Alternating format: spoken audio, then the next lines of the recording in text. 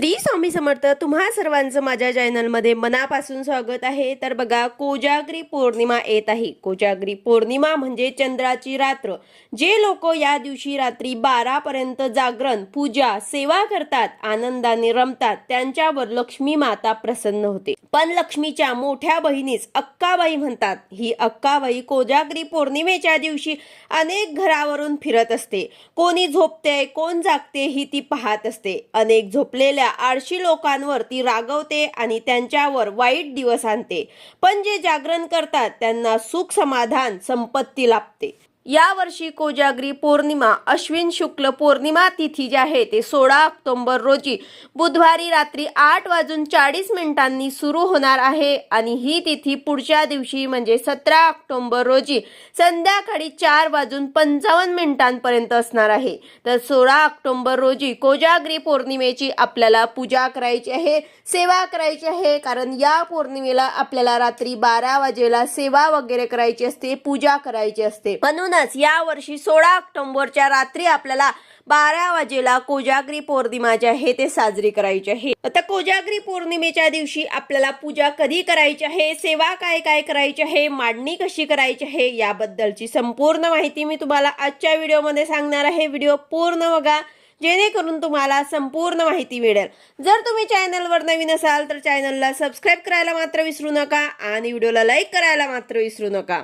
तर बघा, पौर्णिमेची रात्र, चंद्राची रात्र सर्वांना आनंद देत असते. अश्विन शुद्ध पौर्णिमा म्हणजे कोजागरी पौर्णिमा. अशा या रात्री शरदांच्या चांदण्यामध्ये जे लोक आनंदात रमतात, खेळतात, जागरण करतात, त्यांच्यावर देव प्रसन्न होतात असा समज आहे. हा उत्सव अश्विन शुद्ध पौर्णिमा या दिवशी रात्री ठीक 12 ते 12:39 म्हणजे 39 मिनिटात करायचा असतो. भगवान इंद्र, लक्ष्मी, चंद्र, कुबेर यांची वर्षातून सेवा करण्याची हीच एकमेव वेळ असते. शक्यतो हा उत्सव प्रत्येक सेवेकराने आपल्या घरीच करायचा असतो. यानंतर या दिवशी पृथ्वी तलावर हे सर्व देव जे आहे ते आशीर्वाद देण्यासाठी येत असतात. त्यांना अमृताचा, दुधाचा नैवेद्य आपण दाखवत असतो. तर या दिवशी सर्वांनी ही पूजा आवर्जून आपल्या घरी करायची आहे. कोजागरी पौर्णिमेच्या दिवशी जे देवदेवता आहेत ते भूतलावर फिरत असतात. तर त्यामुळे जे जागरण करत असतील त्यांच्या घरी देवी देवतांचा वास असतो आणि जे जागरण करत नाही, झोपून जातात, ते सेवा करत नाही, त्यांच्या इथे अलक्ष्मी वास करते. तर बघा, या वर्षी 16 तारखेच्या रात्री आपल्याला ही पूजा करायची आहे. तर ही पूजा करण्या अगोदरच आपल्याला मांडणी करून ठेवायची आहे. कारण ही पूजा 12 ते 12:30, 12:39 यामध्येच केली जाते. तर या वेळेला आपल्याला पूजा करायची असते. म्हणूनच आपल्याला सगळं पूजा वगैरे मांडणी जी आहे ते अगोदरच करायची आहे. अगोदरच आपल्याला पूर्ण पूजाची मांडणी करून ठेवायची आहे. आता ती मांडणी आपल्याला कशा पद्धतीने करायची आहे, तर बघा, जिथे आपल्याला पूजा मांडणी करायची आहे ती जागा आपल्याला स्वच्छ करून घ्यायची आहे. तिथे तुम्हाला एक पाट किंवा चौरंग ठेवायचा आहे. कोजागरी पौर्णिमेला आपल्याला पांढरे कापडच अंथरायचे आहे. कारण नसेल तर तुम्ही लाल घेतलं तरी सुद्धा चालेल. रांगोळी काढायची आहे. त्यानंतर दिवा, अगरबत्ती लावून घ्यायची आहे. या दिवशी आपल्याला इंद्र, माता लक्ष्मी, कुबेर, चंद्र यांची एकत्र पूजा करायची असते. तर माता लक्ष्मीचं प्रतीक म्हणून आपल्याला नागवेलच्या जोड पानावर तुम्ही श्रीयंत्र ठेवू शकतात. तुमच्याकडे श्रीयंत्र असेल तर ते तुम्हाला ठेवायचं आहे किंवा मग तुमच्याकडे नसेल तर तुम्ही एक सुपारी स्वरूप सुद्धा ठेवू शकतात. यानंतर परत 2 विड्यांची पानं घ्यायची आहे. त्यावर आपल्याला कुबेर यंत्र ठेवायचे आहे. ते जर तुमच्याकडे नसेल तर तुम्ही तिथे सुद्धा सुपारी ठेवू शकतात. तर अशा प्रकारे तुमच्याकडे श्रीयंत्र, कुबेर यंत्र असतील तर ते तुम्हाला ठेवायचे आहे. नसेल तर तुम्ही सुपारी ठेवली तरी सुद्धा चालेल.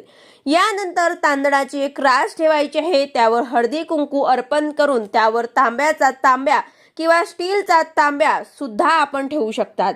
तांब्यावरती आपल्याला स्वस्तिक काढायचे आहे आणि खालून 5 वरती हळदी आणि कुंकुवाच्या रेषा काढायच्या आहे. त्यात पाणी भरून 1 रुपया, 1 सुपारी, हळदी कुंकू, अक्षदा, फुलं टाकून तो तांब्या आपल्याला तांदळाच्या रासावरती ठेवायचा आहे. त्यानंतर आंब्याचा डहाळा त्यामध्ये टाकायचा आहे. अशा प्रकारे हे इंद्राचे प्रतीक म्हणून तुम्हाला तांब्याचा तांब्या अशा प्रकारे ठेवायचं आहे. त्यानंतर आंब्याची डहाळे किंवा पानं, त्यावर आपल्याला आंब्याची डहाळे आणि पानं ठेवायची असते. त्यानंतर चंद्राचं प्रतीक म्हणून तुम्हाला तांदळाने गोल काढायचा आहे. चंद्रासारखा आकार आपल्याला करायचं आहे। तर अशा प्रकारे इंद्र, लक्ष्मी, कुबेर, चंद्र देवांचे प्रतीक म्हणून पूजा मांडणी आपल्याला अगोदरच करून ठेवायची आहे। त्याचबरोबर घंटी आणि दक्षिणावर्ती शंख सुद्धा आपल्याला पूजेमध्ये ठेवायचा आहे। यानंतर सर्व देवी देवतांना हळदी कुंकू अक्षता फुलं वाहून पूजा करून घ्यायची आहे। दिव्याची, घंटीची, शंखाची आपल्याला पूजा करून घ्यायची आहे। तर अशी ही मांडणी आपल्याला 12 वाजेच्या आत करून ठेवायची आहे आणि बरोबर 12 ते 12:39 या वेळेमध्ये आपल्याला दूध जे आहे ते आपल्याला अर्पण करायचं असतं। थोडं दूध आपल्याला त्यामध्ये तुळशीपत्र आवर्जून आपल्याला टाकायचं आहे, म्हणजेच काय तर आपल्याला बासुंदी आटून ठेवायची आहे।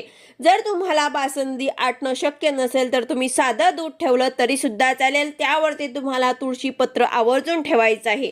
तर अशी मांडणी आपल्याला 12 वाजेच्या अगोदरच करून ठेवायची आहे आणि जे दुधाचं भांडं आहे ते आपल्याला 12 ते 12:30 या दरम्यान आपल्याला चंद्रकिरणामध्ये ठेवायचं असतं। 12 ते 12:30 या दरम्यान आपल्याला बाहेर गॅलरीमध्ये किंवा वरती छतावर ते दुधाचं भांडं जे आहे ते चंद्रकिरणामध्ये ठेवायचं। 12 ते 12:30 मध्ये आपल्याला चंद्रकिरणामध्ये ठेवून तो अमृताचा प्रसाद आपल्याला देवांना दाखवायचा असतो। 12:30ला पूजेच्या पाटावर ते दुधाचं भांडं ठेवून चारही देवांना हळदी कुंकू, पांढरी फुलं, अक्षदा, अष्टगंध वाहून पूजा करायची आहे। तुळशीपत्र आपल्याला दुपारीच तोडून ठेवायचे आहे। एक तुळशीपत्र आपल्याला नैवेद्यामध्ये दाखवायचं आहे। त्यानंतर नैवेद्य दाखवताना आपल्याला प्रार्थना म्हणायची आहे। आता तुम्हाला हा मंत्र म्हणायचा आहे, तो मंत्र तुम्हाला स्क्रीनवरती दिसत असेल। ऋण रोगादी दारिद्र्य अपमृत्यू भय शोक मनस्ताप नाशयंतु मम सर्वदा असं म्हणून आपल्याला प्रार्थना करायची आहे। दुधाचा नैवेद्य दाखवून आपल्याला हा दुधाचा नैवेद्य जो आहे तो घरातील व्यक्तींनाच घ्यायचा आहे आणि 12 ते 12:30 या काळात आपल्याला लक्ष्मी प्राप्तीची सेवा करायची आहे। म्हणजे या काळामध्ये आपल्याला दूध जे आहे ते बाहेर ठेवायचं आहे, तोपर्यंत आपल्याला सेवा करायची आहे। सेवा म्हणजेच काय तर आपल्याला श्री स्वामी समर्थ या मंत्राची 11 माळ, श्री गायत्री मंत्र 1 माळ, श्री विष्णू गायत्री मंत्र 1 माळ, श्री कुबेर मंत्र 1 माळ, त्याचबरोबर 16 वेळा श्री सूक्त, 1 वेळा व्यंकटेश स्तोत्र, गीतेचा 15वा अध्याय हे पूर्ण आपल्याला अर्धा तासामध्ये हे सर्व सेवा करायची आहे। त्यानंतर दुधाचा नैवेद्य दाखवून आपली पूजा जी आहे ते आपल्याला पूर्ण करायची आहे। प्रार्थना आपल्याला म्हणायची आहे, हे देवा माझ्यावरील कर्ज, माझ्या घरातील रोगराई, गरिबी, अपमृत्यू जे आहे ते टळू दे। माझे दुःख, मानसिक त्रास जे आहे ते नेहमीच नष्ट करा, माझ्यासोबत राहा असं तुम्हाला मनापासून बोलायचं असते। हे प्रार्थना करून आपल्याला आपली पूजा जी आहे ते पूर्ण करायची आहे। आता मंत्र स्तोत्र तुम्हाला नित्यसेवेच्या ग्रंथामध्ये मिळून जातील। यानंतर ही पूजा मांडणी आपल्याला अशीच ठेवायची आहे। दुसऱ्या दिवशी म्हणजे गुरुवारी आपल्याला ही मांडणी जी आहे ते उचलायची आहे। उत्तर पूजा आपल्याला करायची आहे। जे काही निर्माल्य आहे, फुलं आहे, पानं आहे ते पूजेच्या निर्माल्यात आपल्याला टाकायचे आहे। त्यानंतर देवारातली जे वस्तू आहेत, यंत्र, देवारातले जे आहे घंटी, शंख ते आपल्याला देवारात ठेवायचे आहे। जरी तुम्ही घेतले असेल श्रीयंत्र किंवा कुबेर यंत्रच्या जागेवर ते तुम्हाला जपून ठेवायचे आहे। हे आपल्याला लक्ष्मी पूजनाच्या दिवशी म्हणजे दिवाळीच्या दिवशी लागणार आहे, तर हे तुम्हाला व्यवस्थित ठेवून द्यायचे आहे। यानंतर तांदूळ आपल्याला धान्यात टाकायचे आहे। पाणी जे आहे ते तांब्यातलं ते आपल्या घरात शिंपडायचं आहे। त्यानंतर झाडांना टाकायचं आहे।